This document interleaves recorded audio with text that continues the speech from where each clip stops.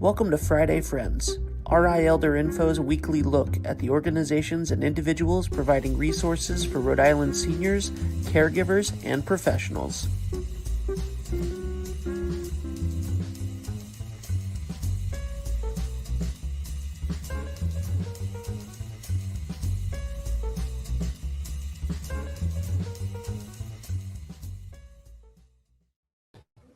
Good morning, everyone. Welcome to a fabulous Friday afternoon going into Memorial Day weekend. It is probably going to be a little rainy this weekend, but that's okay. It gives us more time to reflect on what our service members have given when they have laid down their lives for us. Can you believe it's been almost 20 years since September 11th? That just blows me away. It feels like that was just yesterday.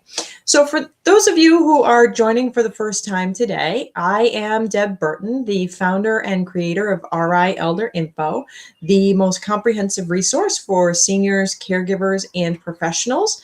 You can find a ton of resources on rielderinfo.com. And I'm always happy to take your calls, your emails, your texts.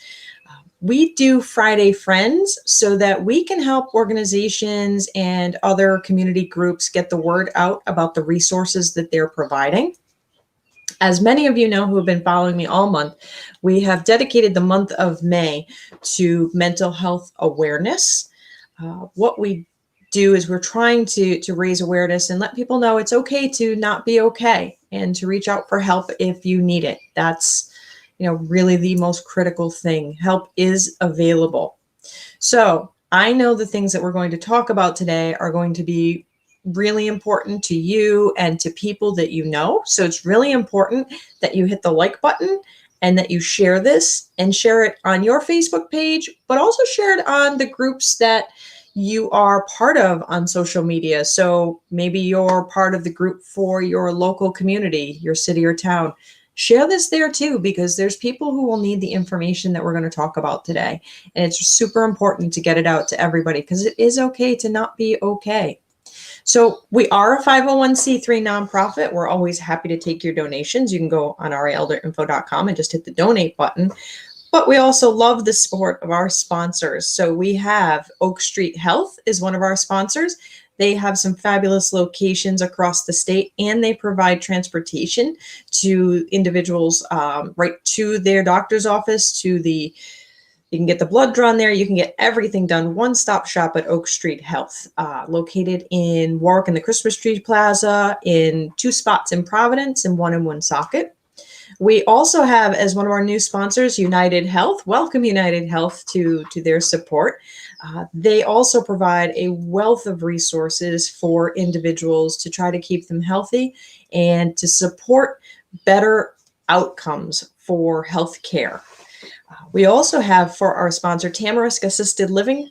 They are a fabulous little assisted living that really does have a home-like atmosphere, located in Warwick, right over by the malls, kind of opposite or kitty corner from the Lowe's and the Rhode Island Mall, so not far away at all. I encourage you to give Susan a call over there. She's a good friend of mine, and she can help you find what's the best spot for your mom or dad.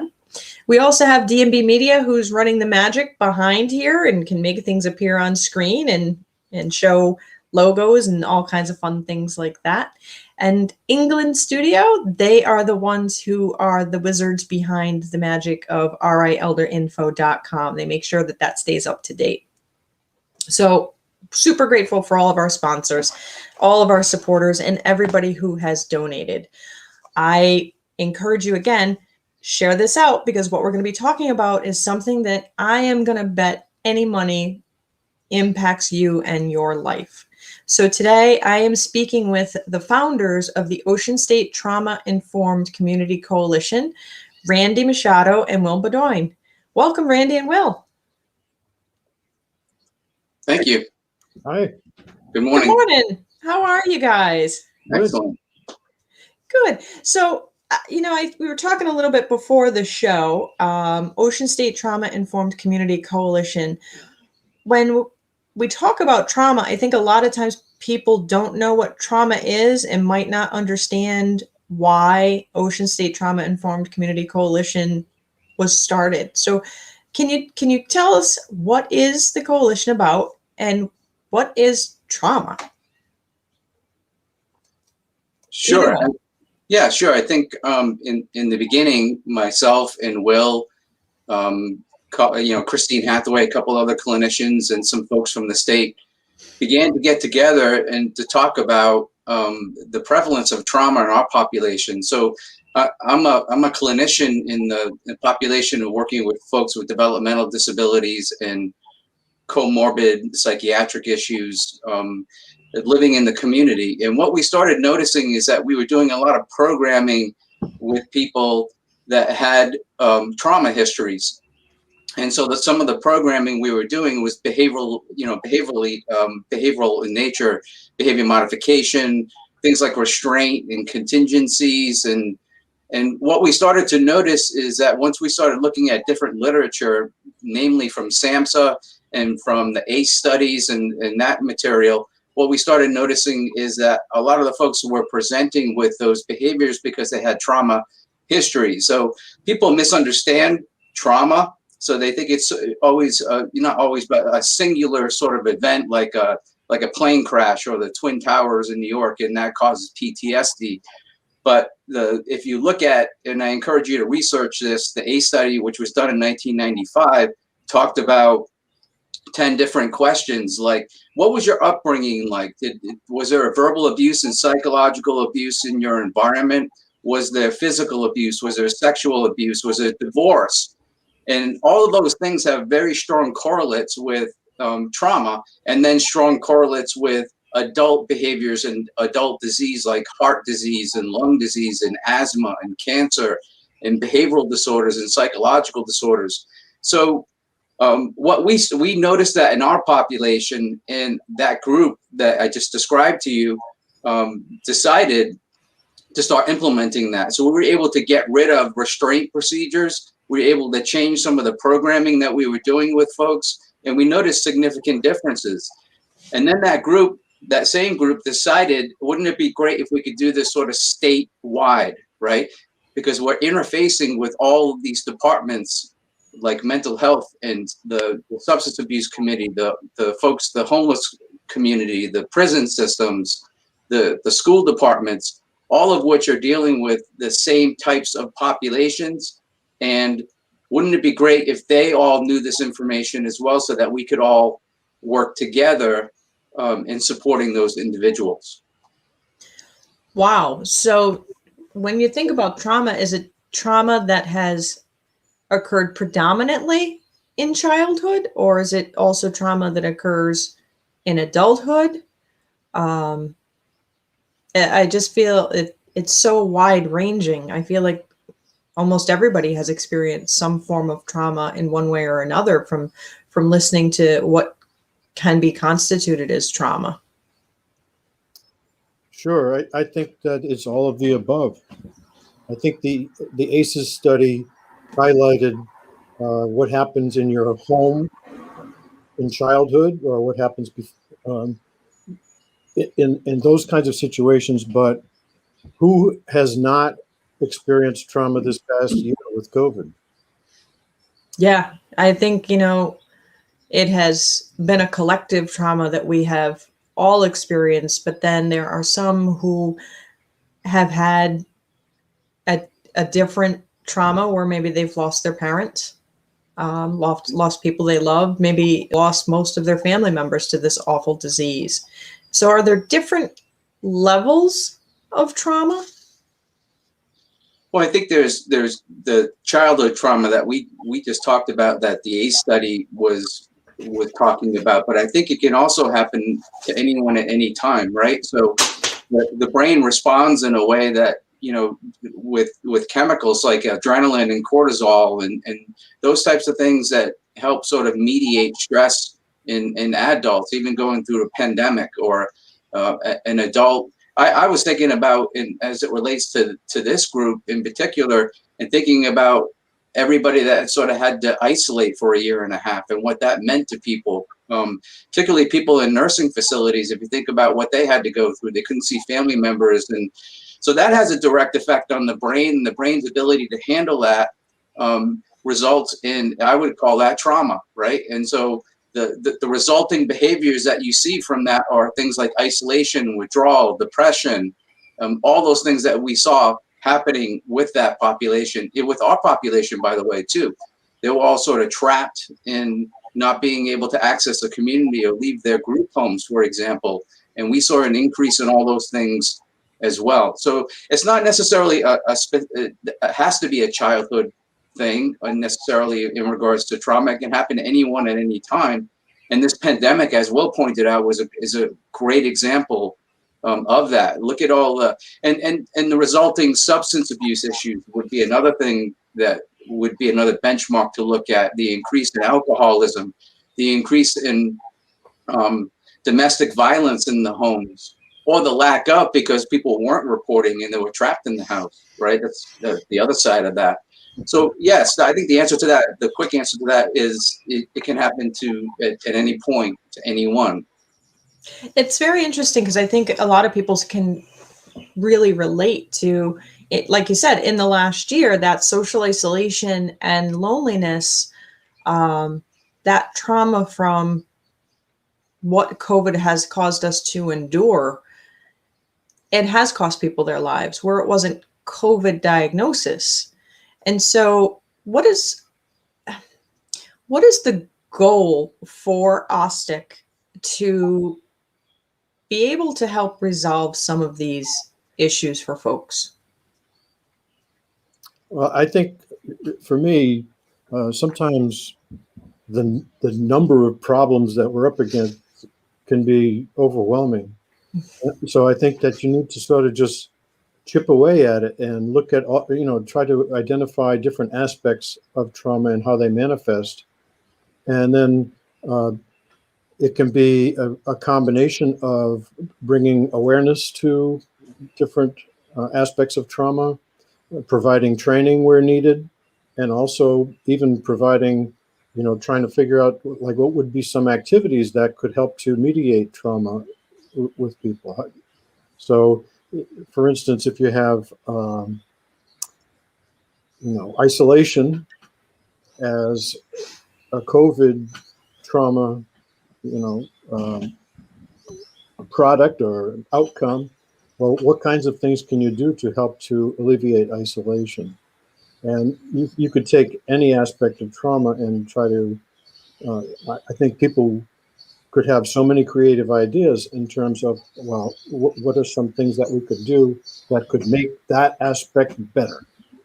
And so you try to, a little bit at a time, impact the way people experience trauma, and you're trying to help people become more resilient along the way. So you're trying to give people tools that will help them to thrive, because everybody has experienced trauma over the past year, but people have different levels of ability to cope with the trauma and different levels of resiliency. And so we want to help people who need it. How can we help them to become more resilient so that they can deal with the trauma better? You're not going to eliminate trauma, but how can you make people more able to cope with trauma? And also, I think for me, and I think I may have said this in the beginning, but we realize the power of implementing this literature and implementing this practice in our sort of sector of the world. But we see the benefit of getting all of the state agencies and the state entities, like the school systems and the mental health systems, the substance abuse world, the prison systems. And we've started to collect those people. Every time we have a meeting every month, as you know, Deb, you hopped into one of those meetings, we get another entity hopping in and saying, hey, what's this about? But wouldn't it be great if all those entities could be educated in the information that we're talking about right now, and then all start working together, because we're all dealing with the same people in the end, right? I interface with the mental health department, the prison system, the police fairly regularly because of the population that we support. But if we could approach that in a trauma-informed manner, the service would be better, the outcome would be better, instead of operating in separate silos, all sort of working together. That's, I think, one of the big goals of OSTICC on a state level. And if we look around the country, we know separate cities have done this. For example, Tarpon Springs, Florida. If you research peace, the number for Tarpon, you'll find a whole city that implemented trauma-informed care and was able to decrease some of those benchmarks that were problems in the city, like homelessness and dropout rates and substance abuse issues, all because they started working together instead of working separately. So that's very interesting. So that's peace in the number 4. Yep. Yep. So I think, of course, for me, it's the heart of it. I don't want to see people suffer. And if there is a way that I can interact with the world that will reduce another's suffering, then that's what I want to do. But I know that's not the way that everyone operates.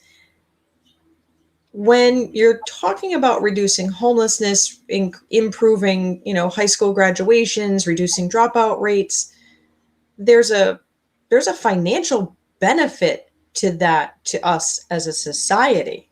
That's right. Right. You have more kids graduating high school, they are more likely to be able to be productive adults and earn income and pay taxes. When you have individuals who are able to navigate a mental health system that may or may not, be operating at its best, but it can operate in such a way that can keep them out of prison.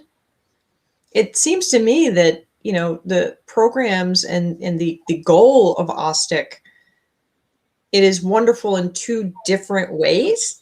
It does impact those individuals. But for those, for those individuals that you want to think of from your heart, that it's beneficial.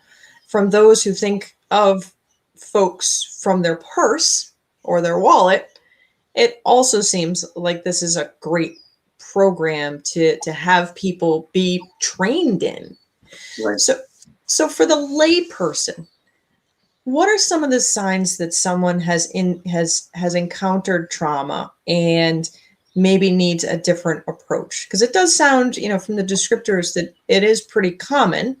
What are some of the things that my regular viewers could do to improve their interactions with other people? Go ahead, Randy.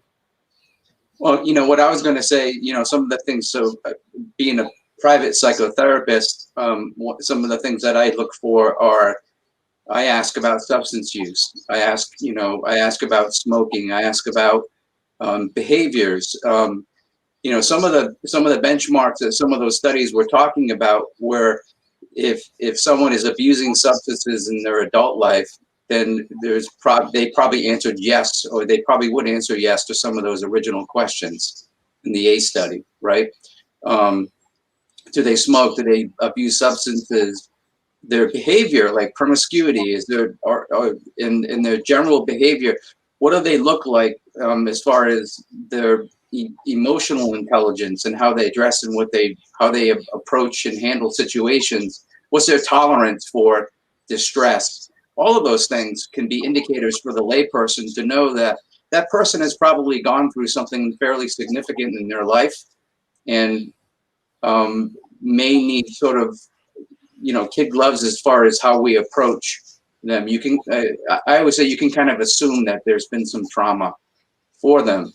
That's why we keep talking about, let's assume like a school department, for example, had that, and all teachers were trained in that, and they began to recognize some of those smaller signs in children beforehand. Well, we could intervene a lot quicker if they knew that information before they become an adult and before those behaviors become problematic, right? So those are just some of the things that, and you're right. Without getting too political, I think if legislators and people that made decisions around where monies go, instead of funneling them into individual silos and continuing to do that, sort of unifying it a bit more and educating people, I think you said it, could be a financial savings in the long run. So not just it's a better way to approach people and a kinder way to approach people, but it's also a savings. Yeah, people talk different languages. Sometimes it's the human and sometimes it's the dollar. Right. You know, and it just seems like it's better all around.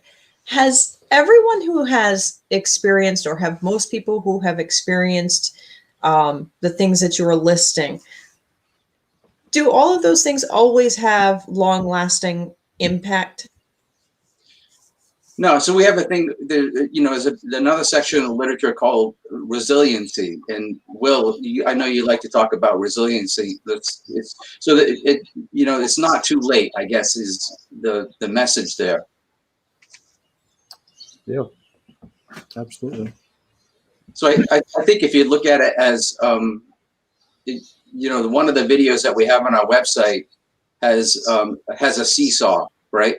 And so on one end of the seesaw is this very heavy weight, and the heavy weight are all those experiences that are traumatic, and it's weighing down one side of the seesaw, and the other side's way up in the air. And the goal of resiliency is to build experiences on the other side of the seesaw to get it to sort of be more proportionate and to sort of balance it out, right? So teaching people skills like meditation, getting people off of the substances and realizing and helping them to realize what sobriety looks like and what that feels like, because then that opens doors, right? So the more weight you start to put on the other side of the seesaw, it begins to balance that out. And now that's what resiliency is. And so essentially when you go to the website and you watch that video, they actually, in an animated format, actually do that. They actually play that out. It's interesting how they sort of depict it, but that's essentially what it is. So it's not too late is the message, because you can build behaviors, you can build practices, you can build more on the other side and make the person a more resilient person in the end. Will the long-lasting effects of some of the trauma ever go away? I mean, that's sort of a debatable thing in the literature, but we know that we can certainly build resiliency. Is it ever too late? Is someone ever too old to maybe not, I don't want to say get over their trauma, but to recover from the trauma that they may have experienced? I mean, we still have, although not as many as before, we still have folks who are living, who survived the Holocaust, who have survived the invasion at Normandy, who were, World War II. We have men and women right now who have been serving since 9/11, almost 20 years, and seen some really horrific things. Is there a certain age when it's kind of like too late, or is it never too late to get the help you need? So I'm a Vietnam veteran myself, a combat veteran, and I think that it does take a long time sometimes to get rid of these really horrific forms of trauma and images that you might have in your mind. But I don't ever think it's too late. And I think that some of what's been helpful to me is just talking about what happened to me and sharing it with other people instead of keeping it bottled up inside where it just festers. Right. So what we can do as a society, I think, to help people who have experienced really traumatic things is encourage them to tell their story, even though it might not be the story that you're most comfortable hearing. You're still doing a service to the person who experienced the trauma in the first place. Plus, you're learning about the world, the real world. You're getting some benefit, even though you might not realize it at the time. You're gaining a greater understanding, and part of what we're trying to do at OSTICC is we're trying to create a welcoming community And isn't that part of what a welcoming community is? We listen to each other's stories. We learn to understand each other.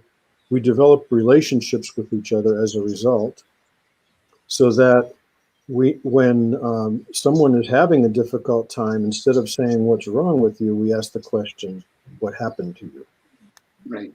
And that frames the event that you're experiencing if somebody's having a difficult time in a whole different way. I think, could you say that again? Because I think what you just said is so powerful and so important when someone is having a bad day. So if someone's having a bad day, the question to ask is not what's wrong with you, it's what happened to you. If you ask that question, you gain insight into what's going on with that person. And that's a different judgment than if you're saying what's wrong with you, where you're already framing the person as the problem instead of the problem as the problem. That is such a great way to put it. And I think there's memes that go over social media all the time. You never know what someone's going through. So just be kind. Just be kind. You don't know the battles that other people are dealing with in their life. So when you ask the question, what has happened to you, as a layperson, not someone who is licensed in psychotherapy, social work, just a average Joe, average Jane.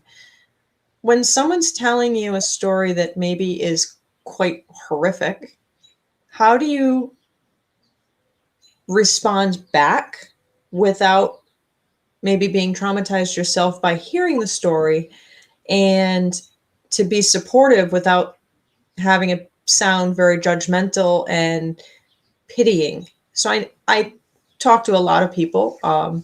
Some people have had some really significant traumas, and they hesitate to share their story because they feel like the person hearing them is going to pity them. And that's, in my experience, a lot of times what people don't want. So how can a layperson have those conversations and not convey, "Oh, you poor thing"? So I think this speaks to the difference between empathy and sympathy.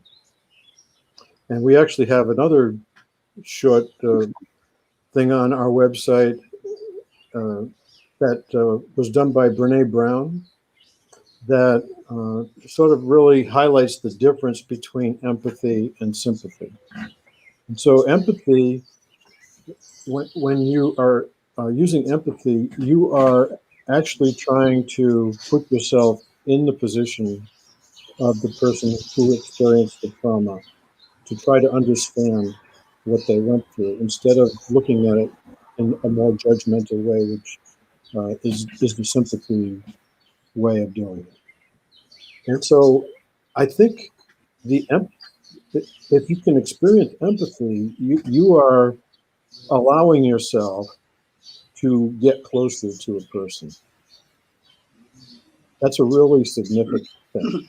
You're not looking at that person from the outside. You're looking at that person as another human being who's experiencing something that you could experience yourself, given a different set of circumstances. And you're allowing yourself to feel what it would be like to experience whatever's going on with that person. Yeah, and I also think using good techniques like just validating, right? Validation and giving good eye contact and really listening to what they have to say. And then as well as, and that's a great point, Will, is and not to get sympathetic necessarily, but being empathetic and listening and validating what they have to say and just really being there to listen. That's half of psychotherapy, by the way, is doing just that, is letting people tell their story and not being overly emotional about it necessarily, but just allowing them to tell their story and relating to them about what they're saying. As a veteran, every time I speak a lot, I'm a teacher, and so I speak a lot to classroom history classes about the Vietnam War. Mhm. And so I've had to tell stories for like 20 or 30 years about things that happened to me in the Vietnam War. Every time I tell my story, the burden gets a little bit lighter. That's interesting because I think, RI Elder Info as a whole, we do a lot with veterans, for veterans. And I think for the general public, they're maybe a little afraid to ask because they don't want to upset. And maybe they don't realize that for some folks, and certainly not, broad brush everybody, for some folks, it is very helpful to share their story with lay people, with the community. But, the other side of that is I will only share my story if I think I have listeners at the other. Like, I don't gratuitously tell war stories. Mm-hmm. I only will tell a story if I think that the person wants to hear my story, if that makes any sense. Yeah, if it adds validation to the conversation, sure. Right. And that's the other beauty. That's the other beauty of the trauma-informed model. If you were to really, I think we have this on our website as well, but SAMHSA outlines 6 principles to sort of incorporate into your state, into your hospital, and your organization that you're trying to become trauma-informed. And all those principles have to do exactly what we're talking about here, about having trustworthiness and a safe environment, collaborating with other people, not going into things with judgment. So wouldn't it be great to walk into a workplace where everyone that you're working with is operating that way, and they're operating that way because they've been educated in this material, and you can feel safe to have a conversation with someone about something that you've experienced.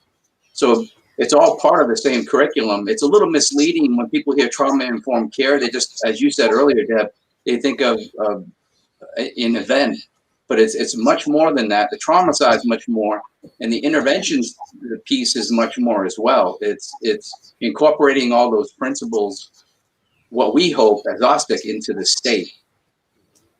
I think it's going to be very important as we move forward, not only because, the collective trauma of COVID, we also have the collective trauma of 9/11, of the wars since then, of the other incidences that have passed. I think it's going to be important that what OSTICC is doing is something that is incorporated much more widespread, and really, I want more people to be aware. And I think it, for me as an individual, it goes back to be kind. You don't know the battles other people are fighting. And then, the licensed clinicians can have further dialogue about, adverse childhood experiences, those kinds of things. But yeah, there's a lot of addictions. There's a lot of issues. There are a lot of mental health issues that are coming up because of the traumas that people have experienced. And too often I feel like our society has an image in their mind of what someone who has experienced trauma looks like. And the reality is, it could be the person in the cubicle next to you. It could be the guy in the C-suite. It could be the bank teller. It can be you and I. And it's letting people know. So Heidi Ross had a comment. She said, "So glad you can get out and share, Will. My daughter had a history teacher that had veterans come in and speak with them. It was so positively impactful." So it's these kinds of things that, let people know that, yeah, bad things can happen. And no doubt, being one of our warriors in the Vietnam War, bad things happened, but you are also a living example that life goes on and it can be okay. And there's value in that as well. Yeah, absolutely. So, gentlemen, what are the goals for OSTICC coming up? Do you have any big events? Are you a nonprofit? What's the future look like for OSTICC? Will? So we are a nonprofit. We are still a fledgling organization. We're sort of just getting started. We're trying to build out our website, and it's getting better every day. But I just looked at it today and said, well, I got to change that. And so we do have some events coming up. We have a conference in the fall, which the details are not solid yet, but we're pretty excited that on October 15th and 16th, we're hoping to have some combination of virtual and live a conference. And we have some really exciting speakers that we're hoping to attract to do that. And leading up to our conference in the fall, we have a film series that we're trying to kick off where we're thinking about having some films to be viewed virtually and then having some sort of a panel discussion where people can be invited to participate in the discussion to talk about some of the topics that we bring up that are related to trauma. So we're excited about that. And we're excited to try to attract some people to join us in our, quest to make the Rhode Island a trauma-informed community, right? We're trying to build relationships all over the community so that if you come up against law enforcement, it won't be the first time law enforcement's ever dealt with you, if you have a problem. And first responders, all sorts of ways that we can, I think, connect the community together so that people are not having bad experiences in the community. That's awesome. So if anyone is interested, they can go on our website and please use the contact form to get your name so we can and contact info so we can get you on our mailing list and we can keep you apprised of anything that's coming up. Also, we're hoping to attract people who would like to volunteer and interested in this topic and want to help out. We'd like to be able to have a group of people to do stuff and maybe come up with ideas of things that you might think might be ways to make Rhode Island a more trauma-informed community. That's a good point, Will, because one of the things that they talk about in the Tarpon Springs model is that it started similarly to how we're doing it now. We're getting all the different departments in the state communicating with one another, but then what it turned into and what it's now operating is primarily volunteer. And so many people have stepped up and saw the benefit of this model and this type of system that now it's a mostly volunteer run system. And wouldn't it be great for it to sort of self-operate that way someday in Rhode Island? That would be awesome. And when you think about it as a volunteer basis and the benefits that we talked about that can be reaped from that, besides the humanity of it, the benefits from a financial standpoint, if everyone's trained in this, all of our state agencies are trained in this, our law enforcement, our social services teams, our fire departments, we can actually drive down the cost of care. Right.